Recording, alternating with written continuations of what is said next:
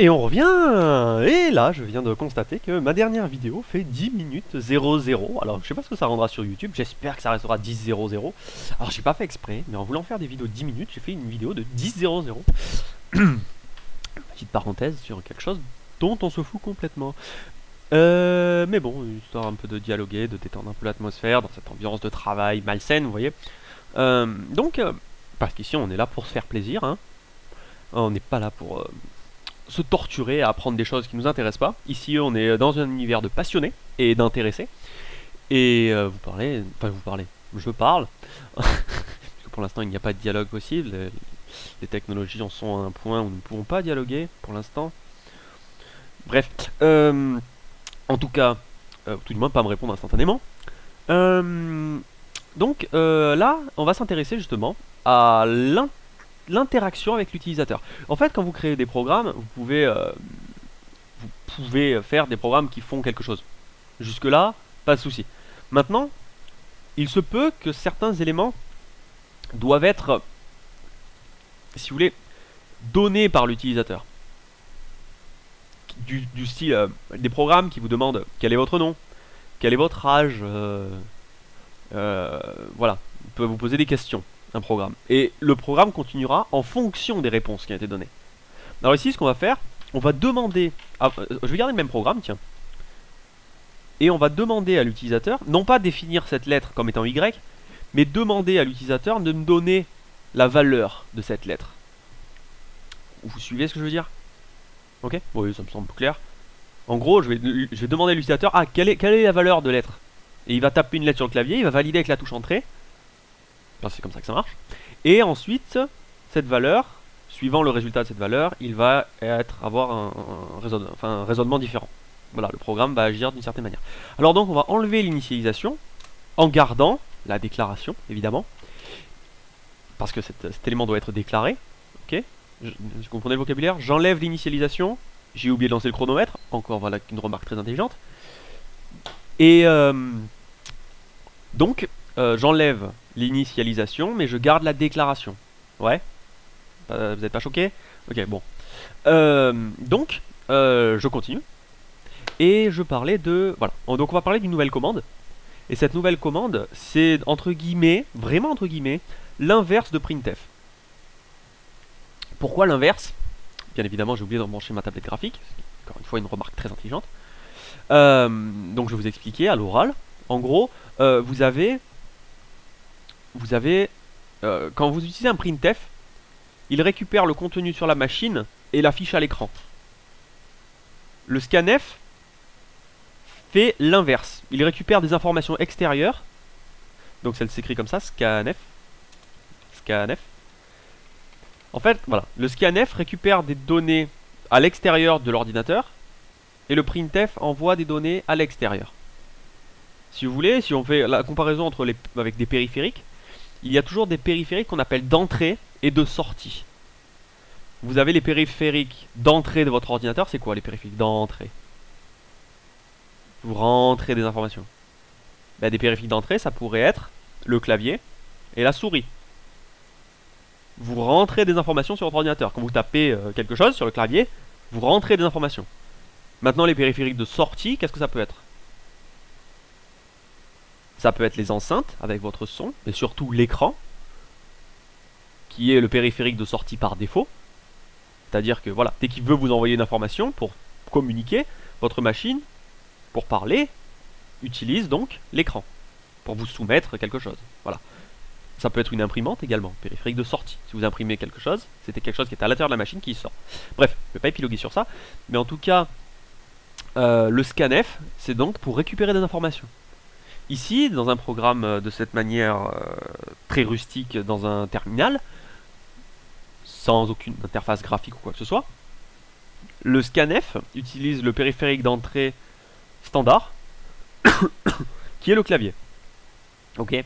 Donc printf, ça affiche à l'écran grâce au périphérique de sortie, et scanf récupère des informations face au périphérique d'entrée standard, le clavier. Ok. Donc en fait, scanf s'utilise de cette manière-là. Alors, là encore, c'est vrai que... Bon, c'est pas très grave. En fait, je découvre toujours des éléments que je voulais vous montrer. Alors, il s'agit d'une lettre. Alors, vous connaissez, c'est un peu le même principe que printf. Donc, c'est une lettre. Qu'est-ce que je dois mettre entre les guillemets? Pourcentage C. Ok? C'est une lettre. Ouais. Et ensuite, je veux que ça soit la lettre. Ok? Voilà, parfait. Par contre, vous ne pouvez pas utiliser ça de cette manière. Il faut mettre un et commercial au début du nom de la variable. Alors, pourquoi? Je peux pas vous l'expliquer maintenant. Mais je vous l'expliquerai plus tard quand je parlerai justement des fonctions et des pointeurs. Alors pour l'instant, rappelez-vous bien qu'il faut mettre ce et commercial. Ok? Mais sinon c'est le même système. Entre guillemets ça, virgule, et ensuite la variable en question. Ok, donc ici on va donc demander à l'utilisateur une lettre. Alors, on va exécuter ce programme, et ici vous voyez le curseur qui reste blanc là. Et en fait, je ne récupère pas le prompt, donc c'est le programme en fait que je viens de créer qui est en attente, il attend ma réponse. En fait, il attend la réponse au scanf. Il attend une valeur. Et cette valeur, il va la donner à lettre. Ok, donc je vais lui donner une lettre. Très bien. Cette lettre, ça sera Y. Et il me dit c'est une voyelle. Ok. Donc je vais relancer ça et je vais lui dire P. Et il me dit c'est une consonne. Magnifique. Donc ici, pour faire plus propre, vous pouvez très bien mettre un printf. Parce que bien évidemment, l'utilisateur, il comprend pas trop ce qui se passe. Il voit un curseur clignotant, il est un peu perplexe quoi. Donner une lettre. Pour savoir si c'est une consonne. Bref, on s'en fout. Donner une lettre, voilà, ça sera très simple. Voilà, tac, tac. Donner une lettre A, c'est une voyelle. Donner une lettre M, c'est une consonne. Vous voyez? Ok, donc le programme fonctionne. Vous avez donc la première utilisation de votre scanf. Donc voilà, donc vous pouvez demander des variables à l'utilisateur. Et n'hésitez pas de mettre justement un printf juste avant, histoire de bien enfin que vous puissiez guider l'utilisateur sur ce qu'il doit faire. D'accord? Sinon il peut rester bouche bée devant son écran et attendre que le programme, il va dire ton programme il plante. Voilà. Bref. Alors qu'en fait il attend tout simplement que vous donniez une valeur quoi. Donc voilà, première utilisation de scanf. Alors c'est le même principe que printf, sauf que vous devez utiliser ce et commercial devant le nom des variables. Mais vous pouvez utiliser ici pourcentage %S, pourcentage %D, pourcentage %C, pour l'instant c'est les trois qu'on a vus. Et voilà, et ensuite faire ce que vous voulez avec ces variables. Et vous pouvez bien évidemment mettre autant de scanf que vous voulez dans le programme, etc. Ok. Donc voilà. Donc ça me semblait ensuite... de quoi je pourrais parler? Je sais pas si je vais partir tout de suite sur les...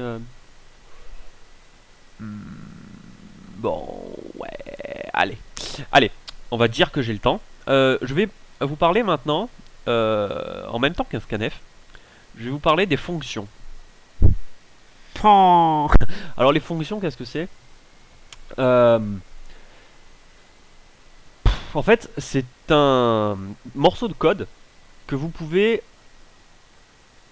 réexécuter. Ah non, je vais vous parler d'un truc juste avant. C'est quelque chose qu'on appelle des... Oula, j'hallucine de ne pas en avoir parlé avant. C'est quelque chose qu'on peut... en fait, dans votre code, vous allez devoir avoir de temps en temps des choses à mettre, des détails que vous voulez faire passer uniquement à vous-même. En fait, vous pouvez utiliser ce qu'on appelle des commentaires. Les commentaires, c'est quelque chose qui va être ignoré par le programme, par le compilateur.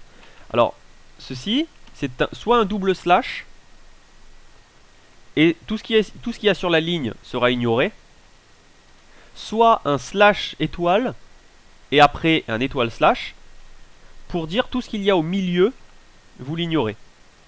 Ici je vais écrire texte, ici vous voyez la coloration syntaxique est très claire. Ici vous voyez que le mot texte sera considéré comme du texte du langage C. Ici je vais marquer du texte ici, sera considéré comme du texte du langage C. Non, pas du tout, il sera considéré comme un commentaire. Et vous voyez que le texte en noir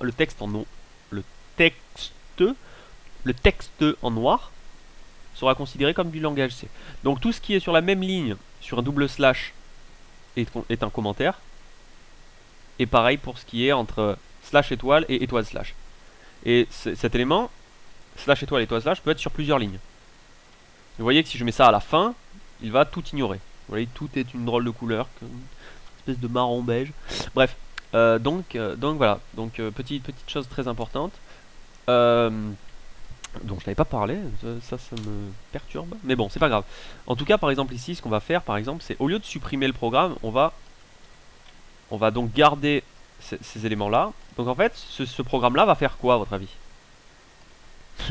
Donc je le compile et j'exécute et ce programme ne fait absolument rien. Pourquoi? Parce qu'ici vous voyez avec la coloration syntaxique, comme le texte, tout ce qui j'ai écrit est entre slash étoile et étoile slash, il sera ignoré par le compilateur. Donc en fait, ceci est équivalent à ça. Ok? Donc il n'y a rien. Donc en fait, si vous pouvez mettre de côté un code ou alors détailler ce que vous faites. Si vous faites un truc très compliqué, n'hésitez pas à mettre un commentaire avec écrit oui, je fais ça parce que j'ai besoin d'incrémenter cette valeur parce que blablabla. Vous expliquez votre vie. Ça peut être très pratique pour vous-même, mais aussi pour les professeurs qui peuvent peut-être vous imposer d'expliquer ce que vous faites. Ça peut vous paraître intuitif quand vous l'écrivez, mais ça peut ne pas l'être. Bien évidemment, vous n'allez pas mettre, pour printf, vous n'allez pas mettre un commentaire avant qui dit afficher, donner une lettre, parce que c'est un peu printf, donner une lettre, bon, c'est intuitif. Donc bref, ne pas trop exagérer sur ça, mais faire quelque chose voilà, un minimum, quoi. Expliquer un minimum lorsque la situation devient compliquée. Bref, donc voilà les commentaires. Et donc je vous parlerai des vidéos pour faire plus propre dans une prochaine vidéo. Allez, ciao ciao.